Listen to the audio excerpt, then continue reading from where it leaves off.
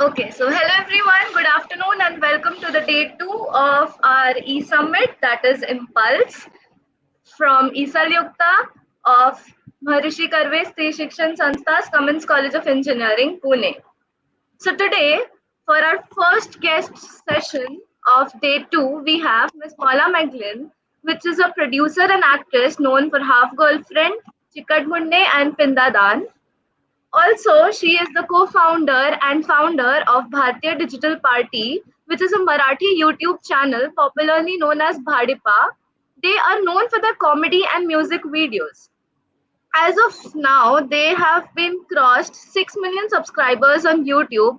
This channel was basically founded by Miss Paula ma'am and his husband and her husband Sarang Sathe. So, over to you, Paula ma'am. How are you today? I'm great, thanks. Just a couple corrections on the intro. We don't have 6 million subscribers as much as I wish we did. We have 9 lakh subscribers, and Sarang and I are not married, so it's okay. Oh, I'm so But sorry. no, not a problem. I just wanted to make sure that people knew. Yeah, I'm doing really good. It's super hot and sweaty in Mumbai, so Yeah. just sitting in front of the AC is feeling good. I hope everybody else is comfortable and able to escape from the heat. We're very glad to have you here. Like, very glad because our Isal has been following your YouTube channel since I don't know how many months, and we've been targeting to have you with us since the past 2 years. And it's really great to have you with us. Thank you. I'm really happy to be here and to connect with all of you. I can't see the YouTube live chat, but it's gonna just let me know if there's any interesting questions and stuff. I hope I can answer. Sure, sure. So, our first question for you is, how was your journey from Canada to India? And basically, what really inspired you to leave Canada and start something from scratch in a different country with no prior knowledge of the regional language? Well, it was never a distinctive choice to come to India and start something until I had already been to India twice before that. The first time I came, I was studying my last year of film school in Canada at Simon Fraser University. And at that time, I knew I wanted to go into the film industry, but I didn't really have much of a clue as to how I'm going to make my way, how am I going to be independent and pay my rent and still find that creative satisfaction, because I really enjoyed writing and directing.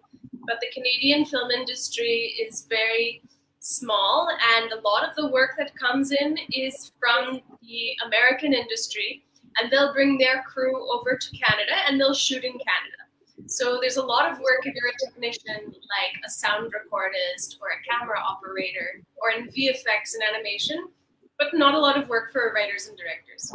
So I was planning to start a career as a sound recordist and designer, and maybe do writing and directing on the weekends.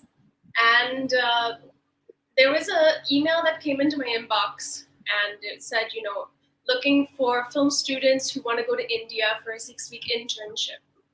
Expenses paid. That was the important thing. So I was like, okay, I kind of left it in my inbox for a while thinking, India, yeah, I don't know. I was just about to buy a bunch of equipment, and I was, sort of getting ready to kick off my career as a sound recordist. And then something at the back of my mind made me say, you know what, it's your last chance. Take a free trip to India. Who cares? I was supposed to do an internship with a 3D animation company in India.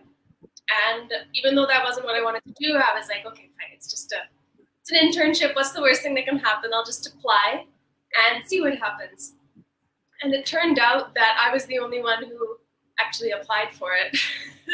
Nobody else applied, so there was no competition, and I got it. And I came to India, and one other girl from my film program came with me, and we what actually ended up being a really lucky thing is the internship fell through at the last minute.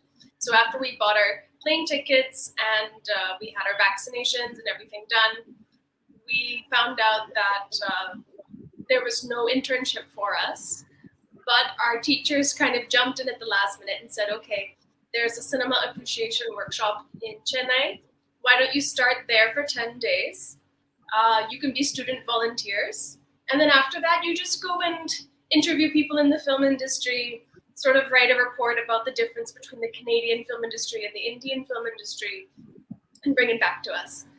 So that was how we kicked off the trip, 10 days in Chennai, and then came to Mumbai, Pune, and eventually finished off in Hyderabad. And in that journey, I discovered a lot of things about India and the film industry I had no idea of. Of course, there was, the stupid impression I had that Bollywood was, just like singing and dancing in Swiss mountains. And so that idea completely was washed away. Then I learned a lot about regional languages, the different kinds of food, of course, which was a great highlight. And the different types of industries. I didn't realize, there was like a independent film industry, then you have your commercial industries and all of that stuff. And after the first trip, we ended up stretching 6 weeks into 3 months. And we were feeling quite inspired to come back. And I came back again the second time to do an extension of the program because there was one more round of funding left, and they were really happy with the research we did, so they gave it to us to go back again. And I did a roundtable with Whistling Woods about possible opportunities between Canadian and Indian filmmakers. And another 3 months went by, and the third time I came back, I had an opportunity to be an assistant director, second assistant director, on a film shooting in Pune. And so when I arrived in Pune for that project, that was the first day that I met Sarang and Anusha, who eventually became co-founders in Bhadipa. Wow, that is such an inspirational journey. So it's quite a long story. It's actually a nice story, it contains a lot of fun, action, drama, everything. It's a nice story and a journey. Can be turned into an Indian movie, Yeah, some white girl discovering India. Woo! Yeah. So the next question is that an apple fell on Newton's head and he discovered gravity. So what was that apple for Bhadipa? Well, Sarang and I were attending a conference called FICCI Frames. And FICCI is a research organization. They publish reports and things, and they do a lot of economy-related stuff. And they have one special, 3 to 5 day event, which is specifically around the film and media industry and everything about it. And so they have conferences and seminars. They have pitching labs, so you can show up and pitch to filmmakers if you have a script or something. And Sarang and I had showed up to pitch a film that we've been writing. And at this point, Sarang and Anusha and I had started a company called Gulbadan Talkies. We were about 1.5 years old, maybe. We had done a couple of wedding videos and some event videos, and we had just started kind of doing viral internet videos for brands, and that was the first, good paying work that we got. And we were doing okay, but we were more excited. Our ultimate goal was always to make films and series. And since series at that time, we're talking 7 years ago, there wasn't really, there were no OTT platforms in India. Even Netflix wasn't here at that time. So we were looking just at films, and we were walking through this hallway and saw that there was an entire huge hall filled with like at least 1,000 people talking about the success of digital YouTube channels in Hindi and English, like Permanent Roommates, those web series that were coming out right at the beginning, TVF and AIB really blasting off. For the first time in India, they were seeing this kind of a digital craze going on. And on the other side of the hall, there was a small room with a seminar going on with like 50 people about the Marathi film industry and, how sudden, I think there was like some film which had just turned like 30 crores or something. And at that time, that was like a really big deal. So people were talking about, the potential of the Marathi film industry. And sort of standing between these two doors, I just asked Sarang, is there any like Marathi YouTuber or like Marathi YouTube channel out there? And he said, I don't know, I'm not sure about it. And I was like, we should look into this. And that was the first thought which kind of kicked it off, that, if Maharashtra and Marathi language has such a huge film industry, if it can sustain multiple television channels, theater companies, radio stations in Marathi, why not YouTube? Why not web? And we did our research and literally found a few videos that were in Marathi, but no channels that were dedicated to making Marathi content. And that was when the first thought struck that, we should do this because it'll give us independence. We'll be able to showcase the kind of comedy and the kind of content that we like. And since there's nothing else out there at that time in Marathi, we knew that there was going to be a big young audience who would be happy to see this kind of content, since there was nothing else being offered in Marathi like it. Wow, that is actually great because honestly, even I don't know that much Marathi. I don't speak Marathi at home. But yeah, I love watching Bhadipa videos because they are very relatable. I'm so glad. Yeah, relatability is the number one thing we're looking for when we're writing our scripts and stuff. We really want people to connect and feel like what they're seeing on camera, what they're seeing on screen is something that they connect with. Exactly. The script writing of Bhadipa is amazing. Thanks. We have a great team. Wow. So, how was your family's response over diverting your career towards a YouTube channel?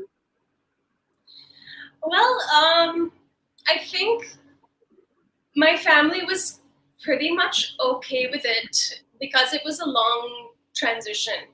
I think from the first moment when I was in high school and I told my family, I want to study. In fact, I had a conversation with my mother and I said, I want to go into film for sure, because I know it's a skill set that I can do a lot of things with. And,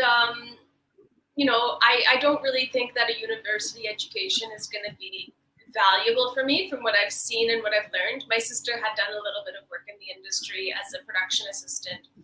And from what I learned, most people who were out there working in the film industry didn't necessarily have degrees or anything like that. And it doesn't really help you out. It's not very valuable on your resume. People don't look at your resume when you're applying for a job in film, your CV in that sense. So I had that chat with my mom and she said, I hope you understand what you're getting yourself into.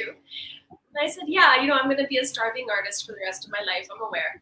And she said, okay, well, whatever happens, just please go to university. Don't just, cancel that idea. At least get a bachelor's degree, because if you fail, then you can always become a teacher. So that was the words of encouragement from my mother at that time, that, okay, she's going to be an artist. Well, okay, well, she should at least have some backup plan, in case it doesn't work out, because we all know how rare it is to find financial success as an artist. It's very difficult, and you need to have a lot of talent and hard work and discipline. So she was pretty smart, and my 4 years of bachelor's education with a master's and major in filmmaking, that was actually a very valuable experience for me. Learning how it wasn't just the lectures and exposure, because I wasn't a huge film buff. I didn't know a lot about famous filmmakers and styles of cinema. I just wanted to learn how to do it. So I learned an awful lot, and it also exposed me to my love for writing and potentially, the fact that I would really like to direct. And then of course it's university, so you experience tons of other stuff in there as well. So that was really valuable. And when this chance to go to India came up, I think my family, they've always really encouraged me to travel. And so for the first trip, it was cool, 3 months, oh, we'll miss you, crying at the airport and all of that. Second trip, my mom sort of got a little nervous that, you're going back again. And she knew at that point how much I'd fallen in love with the country and that I was interested in going back. And the third time I left, she was quite sure and really, nervous and sad. She was like, do you really have to go halfway around the world to work? and I said, yeah, I mean, every year I would chat with her about going back to India again. And now it's been 7 years, 7.5 years that I've been here. And for the first 4 to 5 years, I kept telling her, just I might stay in India for another 2 years max and then come back to Canada. I'm just trying to see how it works out, what opportunities I find. And there was always like a 2-year deadline. And eventually, the day that Bhadipa got investment, and we got an investor on board, which is Lokmat Media, that was kind of, I had to break it to her that like, okay, I'm here at least for 5 years now. So it's a very slow progression. And I think that the most important thing for me was always just being honest that I don't know where I'm going to be in 2 years.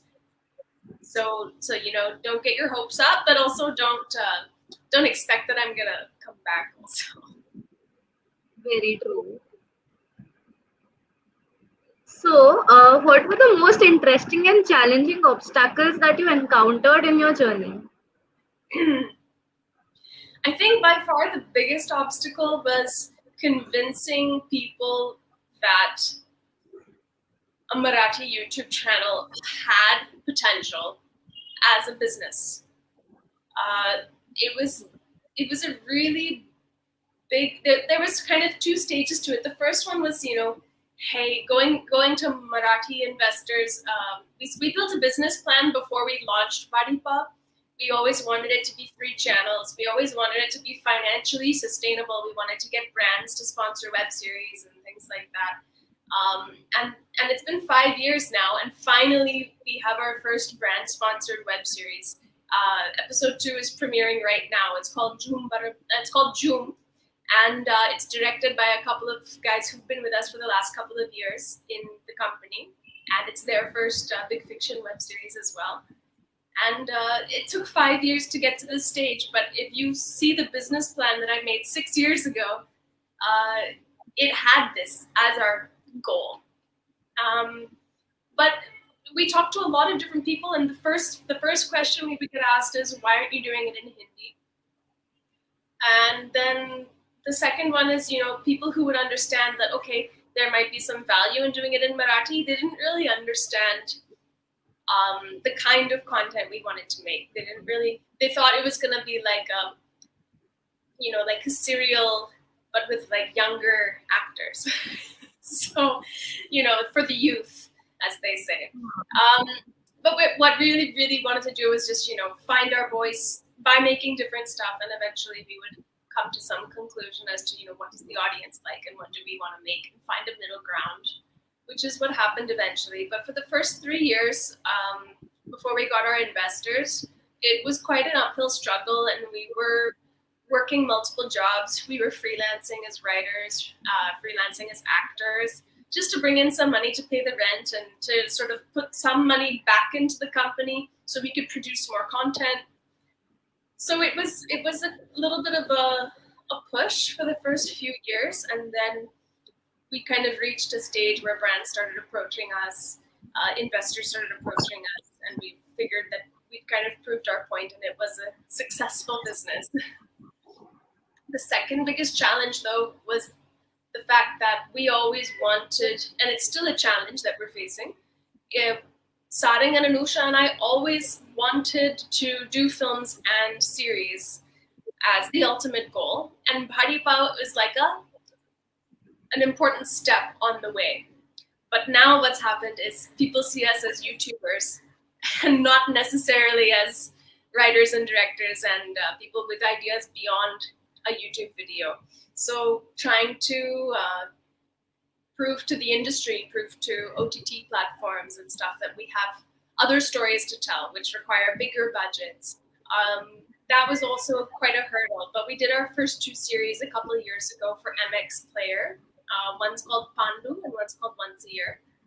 And we have another 2 series which are in production right now. One is a Hindi series, our first Hindi series, and one is a Marathi series, which is almost ready to go. So we're very excited about those. Can't wait to announce them to people. And of course, on Bhadipa, we've got 2 web series, Chikat Gunde and Jung. So we've been making our way slowly towards that goal. Wow.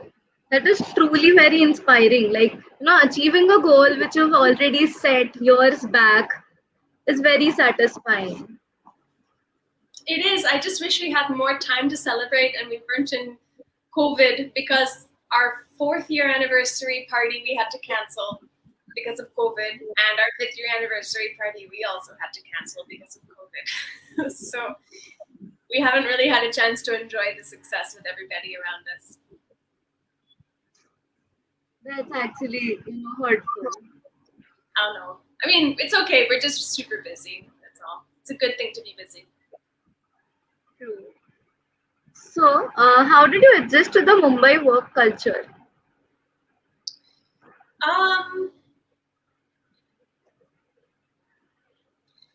Adjusting to the Mumbai work culture. I didn't have much of a Canada work culture experience in the film industry before coming to India. What happened is I've been working since I was 14 years old. I've always had a job, multiple different jobs, from working in a fast food restaurant to picking up boats when I worked at a kayak shop, to being a lifeguard and a swimming teacher, which was kind of how I paid my way through university. There was a lot of great skills that I picked up through my education and through my work experience, which I was quite shocked when I came to India that these were not common knowledge. And this is something that I am really passionate about, in fact, and I think it's something that young people really need to work on, is developing some professional skills at a young age. Very basic stuff like how to write a professional looking email, how to have a nice CV, how to approach people and ask for favors without putting all of the responsibility on them. Like, please give me a chance is a really difficult thing to do when you are in that position. But if somebody comes with something more focused and they want to contribute something, then it's a lot easier to kind of have a conversation. Just basic communication skills. These were all things that really took a long time to adjust to. And something that we've always really tried to do at Bhadipa is teach people who work for us about other really important things, like don't work without a signed contract, how to read a contract, how to make an invoice, pay your taxes, basic things. But it's very it's quite surprising how little that information is taught in the education system in India. So it's something that I would really encourage people to go out on their own and try and learn more about. That is very true. Also, the next question that I'm going to ask is my personal favorite question, because who better to ask this question. So, how to find your passion and be confident that yes, this is exactly what I want to pursue, irrespective of all the risks that I'm going to face? Well, the funny thing is that I I don't think your passion is necessarily directly the same thing as your job. I feel like for me, my passion was never film as such, but what my passion was, what I had spent a lot of time sort of soul searching when I was like 16, 17, because it was that crucial point where you have to start picking what courses are you going to take for which university, for which, masters and all of that stuff. And eventually I just couldn't figure out what did I care about enough that I want to do this for the rest of my life. It was a really tough thing, and I struggled with it for a long time. Some people knew immediately, like, oh, I want to be a doctor, I want to be a lawyer, I want to, work with animals, I want to work with kids. But none of that stuff really stuck with me. And I was always changing my interests throughout, my entire life up to that point. I would take up a dance class, and 3 months later I would quit, or I took up a sport and then I would quit, or anything like that.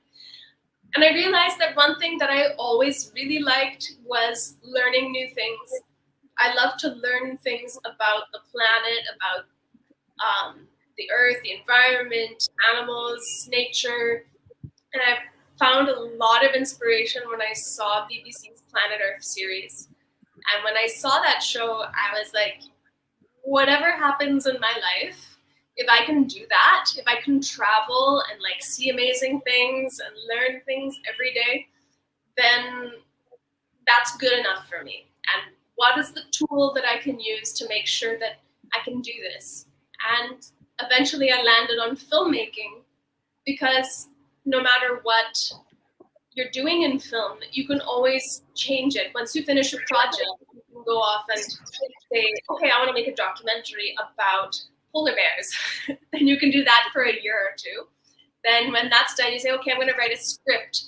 I'm going to tell a story about, some person who I find really interesting. And you can keep changing it. And that was the power of film that I thought was really interesting for me as a career choice. And that was why I decided to learn filmmaking. Not because it was my passion, but because it was the correct tool for me to pursue my passions. Wow, that is really inspiring. I think it's very difficult for anyone to pick a career that they want to do for the rest of their lives. And I personally found it was really important to me that the job I'm doing is something that I can also find creative satisfaction in, something that I knew that I definitely didn't want to have a job where I was working for the weekend so I could have money that I could spend on the weekend doing the things I actually like to do. And I'd spent, a couple of weeks once doing an internship working for a music label, and it was a desk job, and it was the most boring thing because it was like I had to manage the MySpace page. This was before Facebook. The MySpace page of some bands, and I had to add friends so that they would get more likes and followers. And I realized that this is really not working for me. I can't sit at a desk behind a computer all day. I need to be out there doing something physically for my job. And I think if somebody is looking for that inspiration, I think that you should always have that that reality check as well, like what my mother gave me, that, okay, fine, be an artist, but if that fails, what's your backup plan? That's really important for us to have. Our parents always do have good intentions for us. They don't want us to be miserable. They just want to make sure that we're not starving and stranded on the road. But then how do you find a middle ground and make sure that that job is something which you are actually interested in on a daily basis? It's tough. And you know what? Even today, I have days where I'm really bored of my work. But when I look back at the bigger picture, then it's something that I can say, I feel satisfied with what I'm doing. Yeah, true. So now I think I won't waste much of our audience's time because they have a lot of questions in the chat box. Wow, So great. I think we'll be taking audience questions now. Okay. So the first question is from Mansi. Hello, Paula ma'am. I'm pretty sure everyone loves the I Me Ani video series of Bhadipa. So my question is, which is your personal favorite video from Bhadipa? Hmm.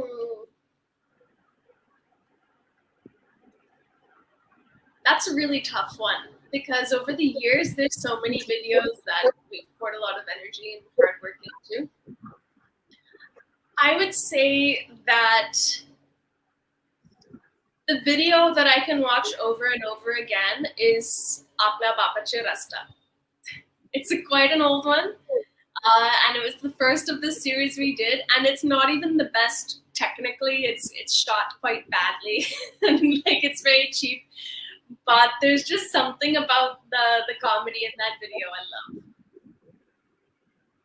Wow. Thank you for your question, Mansi. So the next question that we have is from Ragini. What piece of advice would you like to give to the students right now during this pandemic? Well, first piece of advice is definitely watch some of the amazing content which is coming out right now. And I'm not talking just about Bhadipa, but there's some really fantastic shows that are coming out. And when you're in this pandemic, while it's really important to study and make sure you stay focused on your exams, I think it's also really important that you take a chance to explore things you would maybe not normally have time to. So, go on Hotstar and watch Euphoria, which is like a really amazing series. Then, you can see I May Destroy You or Sex Education. These are some really cool shows. And I know this is not the kind of advice that you want to hear. But apart from that, I think when it comes down to being a student in the pandemic, I can't speak to it because I'm not a student and I've never lived through a pandemic before, just like you. But I would say make sure that you find ways to get some practical skills. Like I was talking about earlier, there's some really practical skills you can pick up while you're out, and you can take online courses for some things which you find that you might be interested in. Like if you go to Udemy, there's some very cheap courses, like $250, $500, and you can learn things. You can learn about Instagram marketing, or you can learn about making a business plan, or you can learn about Photoshop. All sorts of interesting skills which can actually be extremely useful in your career, but they might not necessarily be taught in your college course. Say you're studying engineering, then maybe learning how to do basic animation is something that would be useful for you if you want to, say, show a prototype, in your job or anything like that. There's a lot of interesting stuff. Or if you want to, say, take your engineering degree and start a business with it, well, that's great, but you'll need to learn how to start a business, which is a whole other, type of education. So just start thinking maybe you can expand on your skill set. And I would just suggest whatever it is, don't get hyper focused. Always try to keep a larger picture in mind. And I would say just expand your exposure to different things as much as possible. Wow. So the next question that we have is, what would you prefer more, loving what you do or doing what you love? Hmm.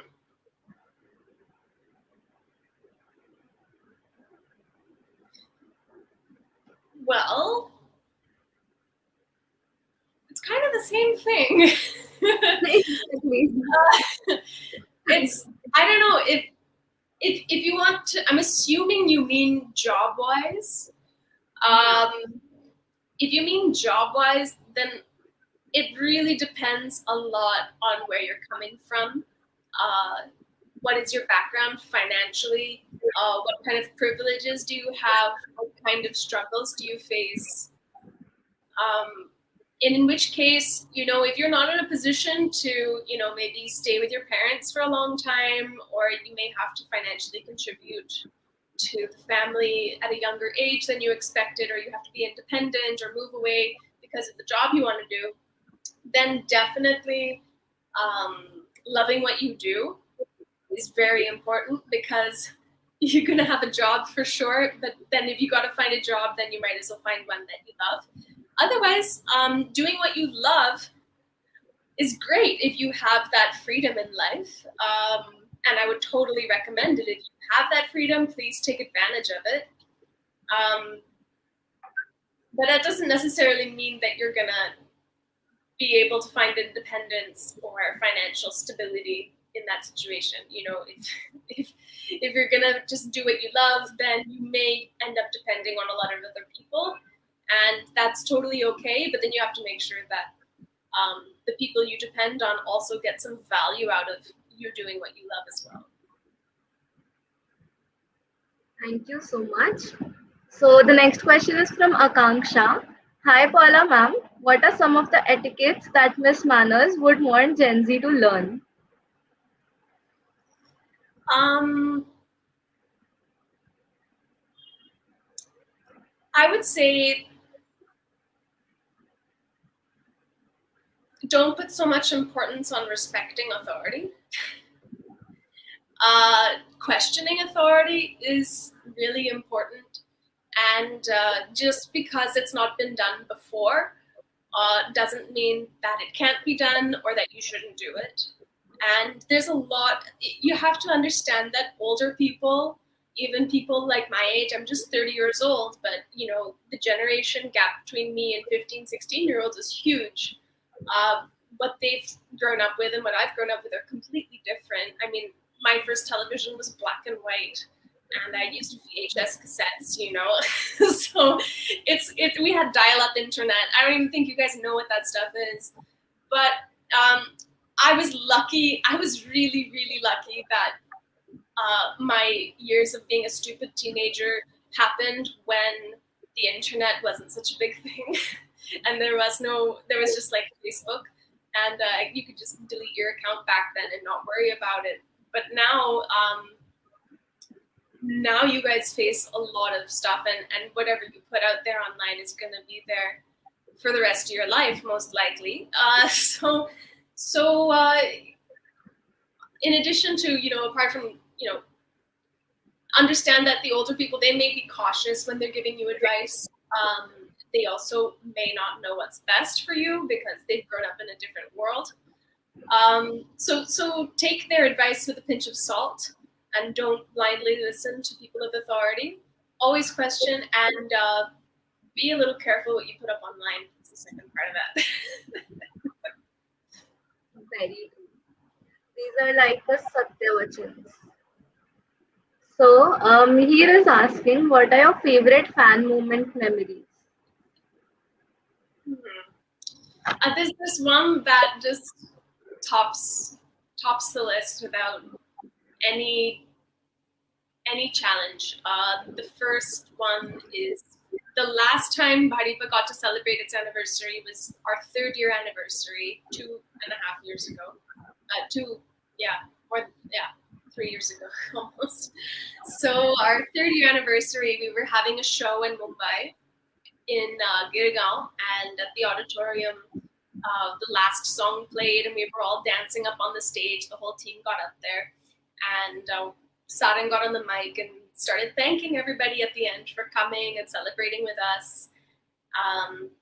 And the audience just interrupted him, and they broke out and started singing Happy Birthday to us. And a whole audience of 750 people just started singing together without anyone from our team planning it. So that was a really magical moment, and I'll never forget that.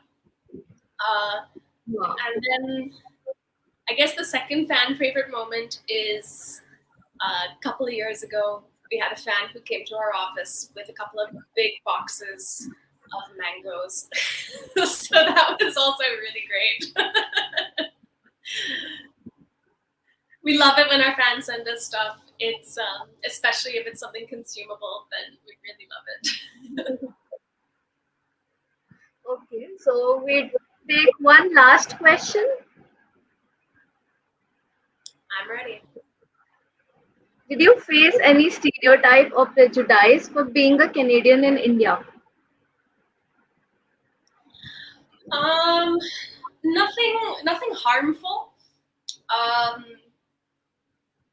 about being Canadian, definitely not. I think I received a really warm welcome. Of course, the question was always, uh, why is it that a Canadian has come here? All of the Indians want to go to Canada. And I would have to sort of explain myself. And of course, we get a lot of the same questions. Like any foreigners get a lot of the same questions, which is totally fine because I understand that there are people like this. But like the number one question, do you like Indian food or is it too spicy for you? Is a question I get asked a lot. And I love Indian food, and most of it is not too spicy for me. But I understand that my parents they can't handle spicy food at all, so I know where it comes from. But sometimes it's a little tiring answering the same questions over and over again. But I think definitely I had an advantage being a Canadian coming to India. Many advantages were there. People were much more open to, say, having a meeting with me than whatever, maybe if Sading and Anusha would often get me to do the first calls to the casting couch celebrities that we call for the shows, because my Canadian accent would sometimes catch people by surprise, and then they'd listen to what I have to say.